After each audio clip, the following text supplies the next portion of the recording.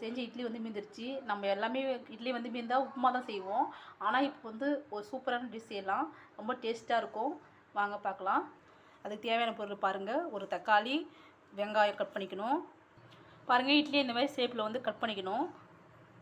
பாருங்கள், வானலில் எண்ணெய், கடுகு, கொஞ்சம் ஜீரகம் போட்டுக்கணும். இப்போ கருவேப்பிலை சேர்க்கலாம். இப்போ வெங்காயம் சேர்க்கலாம். இப்போ தக்காளி சேர்க்கலாம்.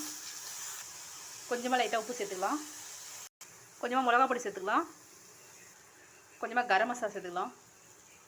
இது எல்லாத்தையும் லைட்டாக கலந்து விடலாம். அந்த மாதிரி இப்போ கட் பண்ணி வச்சிருக்க இட்லி சேர்க்கலாம். இட்லி சேர்த்தோன்னா நல்லா இந்த மாதிரி கலந்து விடணும். இதுக்கு மேலே கொஞ்சமாக ஆயில் விட்டு நல்லா கலந்துக்கணும். பாருங்கள், அவ்வளோதான். இப்போ ஸ்டவ் ஆஃப் பண்ணிவிட்டு எப்படின்னு பார்க்கலாம். பாருங்கள், இப்போ டேஸ்ட் எப்படின்னு பார்க்கலாம்.